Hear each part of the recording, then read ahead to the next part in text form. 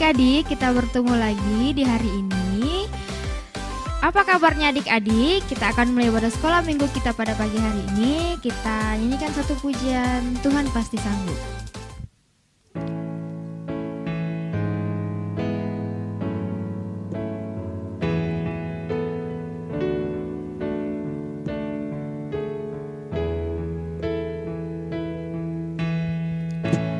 Kuatkanlah hatimu,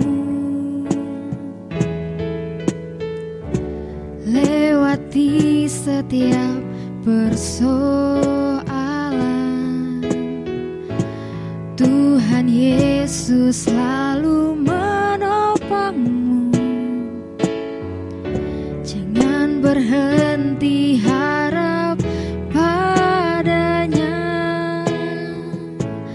Tuhan pasti sanggup. Tangannya takkan terlambat untuk mengangkatmu. Tuhan masih sanggup. Percayalah, Dia tak tinggalkanmu.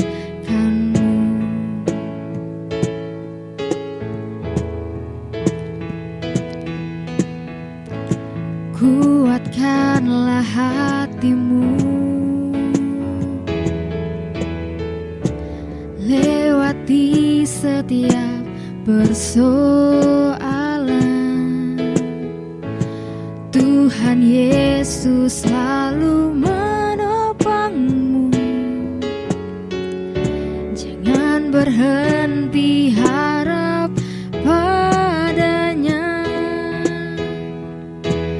Tuhan pasti sanggup. Tangannya takkan terlambat untuk mengangkatmu. Tuhan masih sanggup. Percayalah, Dia tak tinggalkanmu.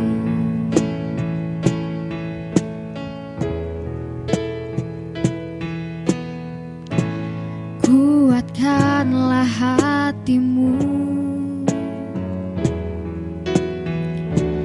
lewati setiap persoalan. Tuhan Yesus selalu menopangmu. Jangan berhenti harap padanya. Tuhan pasti sanggup. Tangannya takkan terlambat untuk mengangkatmu.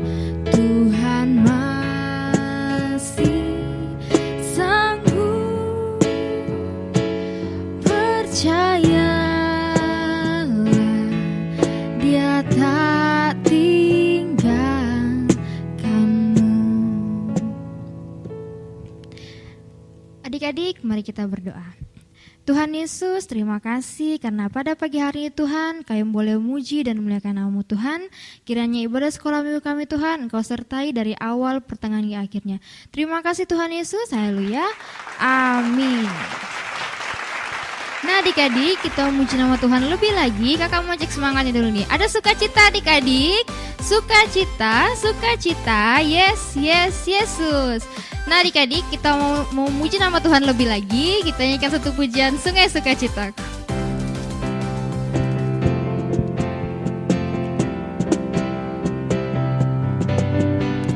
Sungai sukacitamu mengalir dalamku.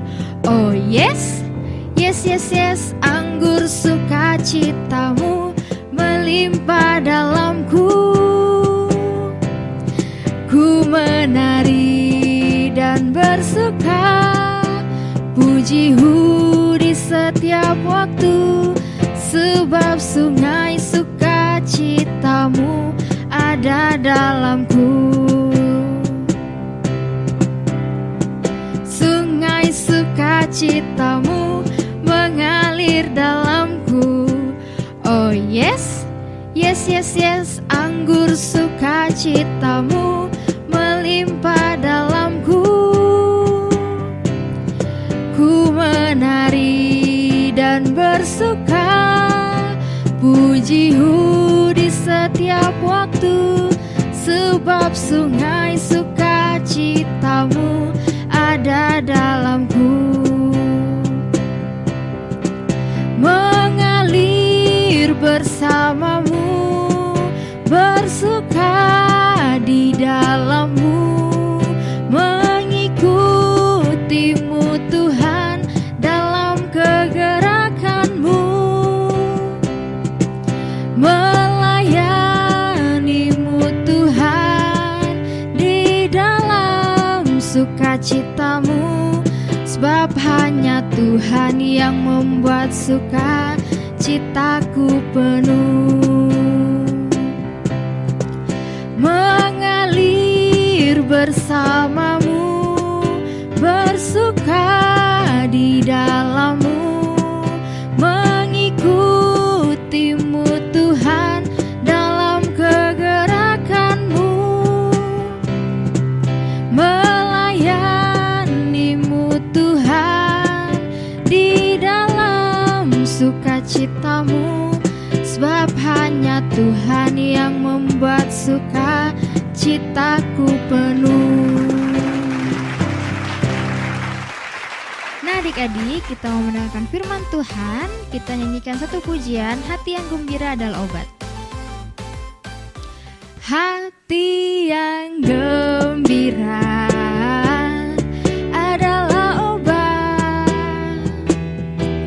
seperti obat hati yang senang, tapi semangat yang patah keringkan tulang. Hati yang gembira Tuhan senang. Sekali lagi, hati yang gembira adalah obat, seperti obat hati yang senang, tapi semangat yang patah keringkan tulang.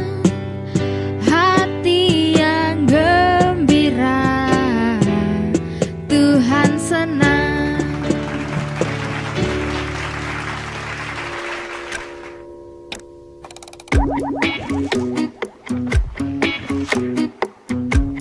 Shalom adik-adik, ketemu lagi dengan Kak Iwan ya. Pada saat ini kita akan mendengarkan firman Tuhan. Sebelum kita mulai mendengarkan firman Tuhan, kita berdoa dulu ya adik-adik ya. Tutup mata, lipat tangan, kita berdoa. Tuhan, terima kasih pada hari ini kami akan mendengarkan firman-Mu. Kau berkati kami semua, siapkan hati kami agar dapat menerima dan bertumbuh subur dan dapat kami lakukan dalam kehidupan kami, agar nama-Mu saja yang dipermuliakan. Dalam nama Tuhan Yesus kami berdoa, haleluya, amin. Oke adik-adik, tema bulan ini kita sudah tahu semua ya tentang renewal of words and behavior, pembaruan perkataan dan perbuatan ya adik-adik ya. Ya, kakak mulai saja. Mari kita buka Alkitab kita dalam Markus pasal 7 ayat yang ke-24 ya. Di situ nats firmannya tentang perempuan Sirofenisia yang percaya. Ini seorang perempuan Sirofenisia yang percaya. Kakak bacakan ya dia dari ayat 24. Lalu Yesus berangkat dari situ dan pergi ke daerah Tirus. Ia masuk ke sebuah rumah dan tidak mau bahwa ada orang yang mengetahuinya. Tetapi kedatangannya tidak dapat dirahasiakan. Malah seorang ibu yang anak perempuan kerasukan roh jahat segera mendengar tentang dia, lalu datang dan tersungkur di depan kakinya. Perempuan itu seorang Yunani bangsa Sirofenisia. Ia memohon kepada Yesus untuk mengusir setan itu dari anaknya. Lalu Yesus berkata kepadanya, "Biarlah anak-anak kenyang dahulu, sebab tidak patut mengambil roti yang disediakan bagi anak-anak dan melemparkannya kepada anjing." Tetapi perempuan itu menjawab, "Benar Tuhan, tetapi anjing yang di bawah meja juga makan remah-remah yang dijatuhkan anak-anak." Maka kata Yesus kepada perempuan itu, "Karena kata-katamu itu, pergilah sekarang sebab setan itu sudah keluar dari anakmu." Perempuan itu pulang ke rumahnya, lalu didapatinya anak itu berbaring di tempat tidur sedang setan itu sudah keluar. Ya, dari kisah ini kita bisa lihat ya adik-adik, seorang perempuan dari Sirofenisia yang dengan kata-katanya bisa merubah, bisa menarik Tuhan. Ya, Yesus pada saat itu Yesus diceritakan masuk ke sebuah rumah ya adik-adik ya, masuk ke sebuah rumah. Mungkin tujuan Tuhan Yesus ingin istirahat sebentar untuk nanti menyampaikan firman kepada orang-orang Israel. Ya, tetapi pada zaman itu setiap Yesus pergi pasti adik-adik pasti terdengar kabarnya, tidak dapat dirahasiakan karena orang-orang sangat menyanjung Tuhan. Orang-orang Israel itu menyanjung Tuhan, yang percaya Tuhan itu mengikuti kemana Tuhan pergi. Karena apa? Karena orang Israel melihat mujizat yang dilakukan oleh Tuhan Yesus, menyembuhkan orang sakit, membangkitkan orang mati. Orang-orang Israel mengikuti kabar Tuhan. Nah, pas Tuhan ingin menyendiri, ingin beristirahat dulu di sebuah rumah, Tuhan tidak ingin orang Israel tahu, karena Tuhan juga sebagai manusia merasa kelelahan, ingin beristirahat. Tapi apa adik-adik, orang yang bukan dari golongan Israel, tertulis orang Sirofenisia yang percaya kepada Tuhan. Karena apa? Karena perempuan ini melihat perbuatan-perbuatan mujizat yang dilakukan oleh Tuhan Yesus, dan juga perempuan ini memiliki anak yang kerasukan setan ya adik-adik ya. Nah, karena dia mempunyai masalah dan dia melihat Tuhan Yesus ini bisa menyembuhkan orang-orang Israel yang bermasalah, menyembuhkan orang sakit, membangkitkan orang mati, dia menjadi percaya ya. Dia dengan imannya langsung masuk ke dalam rumah itu yang ada Tuhan ya. Nah, ketika Tuhan tahu, Tuhan sebenarnya marah, menghardik perempuan ini. Tuhan Yesus bilang, tidak pantas roti diberikan kepada anjing ya. Karena Tuhan tuh mengibaratkan orang Sirofenisia itu seperti hewan firman itu seperti makanan tuh harus diberikan kepada anak-anak dulu. Anak-anak tuh dilambangkan orang-orang Israel. Berarti Tuhan ini kan membawa firman, membawa makanan. Jadi makanan tuh harus diserahkan ke orang Israel dulu. Mengabarkan firman kepada orang Israel dulu, memberikan mujizatnya kepada orang-orang Israel. Tetapi karena imannya wanita Sirofenisia ini punya iman yang luar biasa, dia mengeluarkan perkataan yang penuh iman, perkataan yang sangat menarik perhatian Tuhan. Ya, wanita ini berkata, "Benar Tuhan, roti memang harus diberikan kepada anak-anak dulu, diberikan kepada orang Israel, tetapi ada saja remah-remah." Maksudnya remah-remah ini roti yang diberikan kepada anak-anak pasti tidak sepenuhnya dimakan oleh anak-anak. Kan anak-anak kalau makan ada kotoran remah-remah yang jatuh ke bawah. Nah, seorang perempuan ini dia menganggap dirinya seekor anjing ya adik-adik ya, seekor peliharaan yang memakan sisa dari anak-anak ya, roti yang dimakan anak yang terbuang dari atas meja. Nah, di sini bisa kita ambil pelajaran bahwa iman yang besar, iman yang sangat besar itu bisa kita lihat dari perkataan dari seorang wanita Fenisia yang percaya. Inilah yang menarik hadirat Tuhan, menarik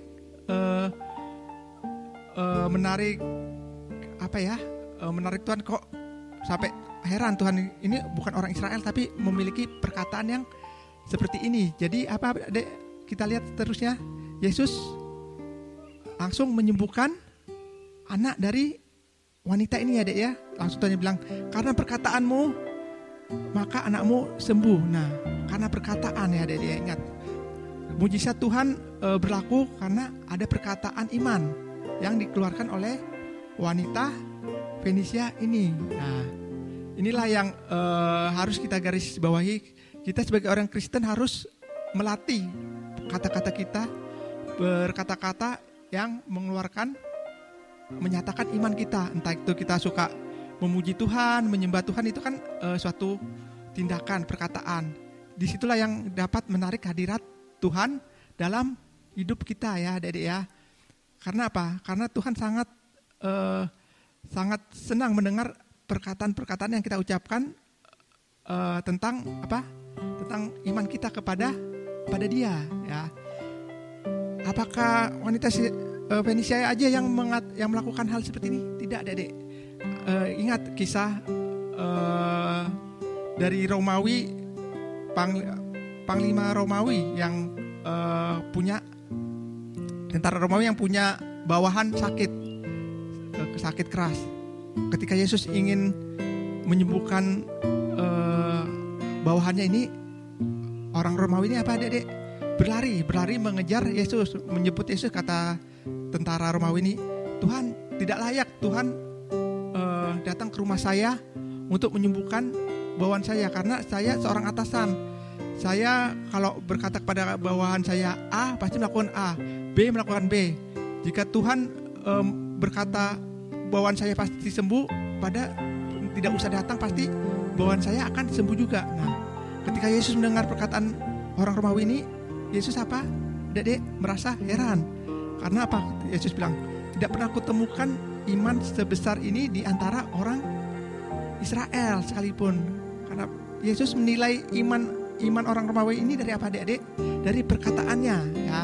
Di sinilah kita sebagai orang Kristen harus melatih lidah kita, perkataan kita untuk apa? Menyatakan iman kita kepada Tuhan ya. Nah, inilah yang harus kita pelajari, yang kita tangkap dari tema kita pada bulan ini. Perkataan kita harus menyatakan iman kita kepada Tuhan ya Adik-adik ya. Kak, apakah kita hanya punya iman aja? Harus punya iman. Ya, orang Kristen itu diselamatkan karena imannya, tetapi orang Kristen itu dibenarkan oleh perbuatannya ya. Karena tema kita bulan ini words dan behavior, perkataan dan perbuatan ya Adik-adik ya. Dalam words itu kakak garis bawahi sebagai perkataan iman. Kita harus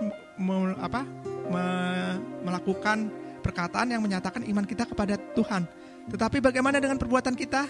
Ya, orang Kristen kalau mempunyai iman tanpa perbuatan, apa kata di surat Yakobus? Iman tanpa perbuatan adalah mati. Ya, iman itu ibaratnya tubuh manusia, dan perbuatan itu adalah roh manusia. Kalau tubuh manusia tanpa roh sama dengan mati tubuh itu ya, jadi orang mati. Tetapi kalau roh tanpa tubuh apa Dek? Jadi yang melayang-melayang di udara. Jadi kayak apa? Makhluk halus, hantu. Nah, kalau roh tanpa tubuh apa bisa dibilang manusia? Tidak. Dia akan disebut apa? Makhluk halus, atau kita sering bilang ada hantu ya. Manusia itu apakah hantu? Bukan. Manusia itu yang terdiri dari tubuh dan roh. Harus ada tubuh dan roh. Jadi bisa disebut manusia. Ya. Kak, kalau perbuatan tanpa iman bagaimana? Perbuatan tanpa iman itu sia-sia Dek ya. Kenapa? Mungkin adik-adik seperti ini. Saya mempunyai perbuatan yang sesuai dengan ayat-ayat kitab suci. Berbuat baik, bersedekah, pokoknya membantu orang yang susah, yang diperintahkan oleh Tuhan. Saya punya perbuatan, tetapi saya tidak percaya saya selamat, dapat Tuhan Yesus menyelamatkan di kayu salib. Yang di kayu salib itu Tuhan Yesus untuk menyelamatkan manusia. Saya tidak percaya. Nah, itu apakah berguna? Tidak berguna ya. Iman tanpa perbuatan tanpa iman tidak berguna, sia-sia adik-adik ya. Orang Kristen diselamatkan karena imannya kepada Tuhan. Tetapi orang Kristen dibenarkan karena perbuatannya. Tapi Tuhan tidak ingin, mengapa Tuhan bilang perbuatan tanpa iman akan sia-sia. Di dalam Alkitab tertulis bahwa janganlah ada orang yang bermegah diri karena perbuatan-perbuatanmu, ya. Keselamatan itu adalah pemberian dari Allah. Jangan ada yang bermegah diri dengan hasil perbuatan-perbuatanmu. Intinya Tuhan itu tidak ingin manusia menjadi sombong. Oh, aku selamat karena perbuatanku yang baik. Aku karena baik, karena suka menolong, suka memberi sedekah, suka pokoknya apa yang diperintahkan Tuhan aku lakukan, aku akan selamat. Nah, itu akan menjadi kesombongan. Perbuatan tanpa iman akan menjadi kesombongan. Orang yang sombong jahat di mata Tuhan, ya Dek ya. Inilah perkataan iman dan perbuatan harus selaras, ya. Iman dan perbuatan kita harus selaras. Ini yang ingin diingini oleh Tuhan. Kalau kita punya iman aja tanpa perbuatan, berarti kita mati. Iman kita tidak berguna. Sama saja kita tidak selamat. Ya. Tetapi kalau perbuatan tanpa iman, sama juga sia-sia. Ya. Kita mungkin bisa berbuat baik, diberkati karena perbuatan baik kita, tetapi pada akhirnya kita tidak diselamatkan karena kita tidak percaya kepada Tuhan. Buat apa? Ya, ya, itulah perbuatan tanpa iman artinya sia-sia. Dan yang Tuhan inginkan adalah iman dan perbuatan kita harus selaras, ya. Kalau kita sebagai orang Kristen kita bilang saya percaya Tuhan Yesus juru selamat saya, Tuhan Yesus penuh mujizat. Tetapi kalau kita punya masalah, badan kita sakit, kita banyak pergumulan, kita datangnya ke dukun. Apakah itu bisa dibilang orang Kristen? Tidak, ya, ya. Kita berkata, oh aku orang Kristen ke gereja, tetapi kalau ada masalah kita pergi ke dukun. Apakah kita bisa mengajak orang untuk percaya kepada Tuhan juga? Tidak bisa, ya Adik ya. Nah, seperti itulah maksud Tuhan, supaya iman dan perbuatan harus selaras. Kita harus punya perkataan yang penuh iman dan juga punya perbuatan yang selaras dengan iman kita. Ya, kita punya iman kepada Tuhan, apa yang harus kita lakukan? Kita harus mengikuti perintahnya, ya. Mengasihi, mengampuni, terus apa lagi? Mengasihi, mengampuni,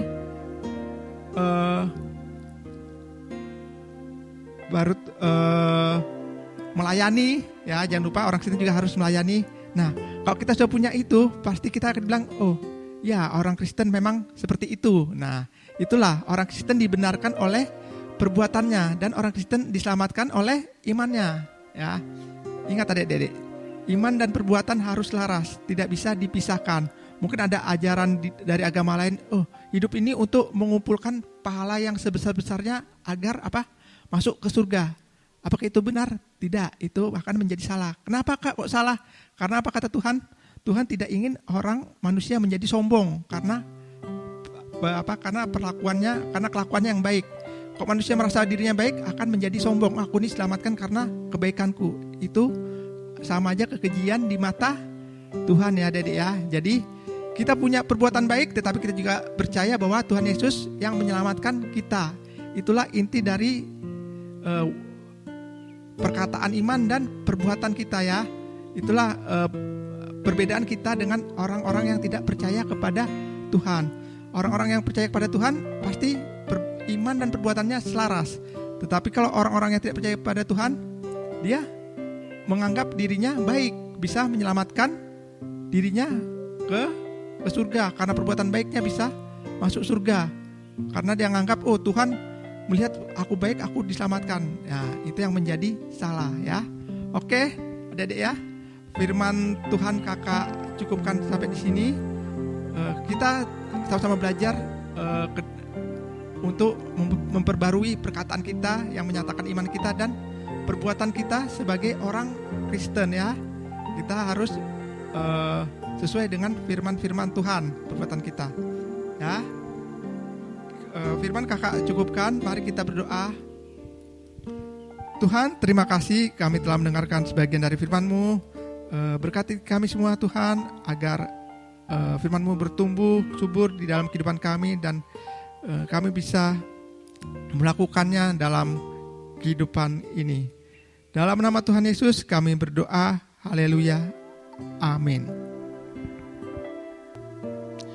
Adik-adik, kita sudah mendengarkan firman Tuhan. Kita akan mengakhiri ibadah sekolah minggu kita. Kita angkat satu pujian, Aku Diberkati.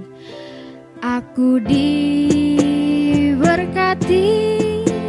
sepanjang hidupku diberkati. Dari bangun pagi hari, siang berganti malam, aku diberkati. Aku diberkati, sepanjang hidupku diberkati. Dari bangun pagi hari, siang berganti malam, aku diberkati. Aku diberkati, sepanjang hidupku diberkati. Dari bangun pagi hari, siang berganti malam, aku diberkati. Mari kita berdoa. Terima kasih Tuhan Yesus atas penyertaan-Mu dalam ibadah kami Tuhan. Kiranya ibadah Tuhan boleh berkenan di hadapan-Mu Tuhan.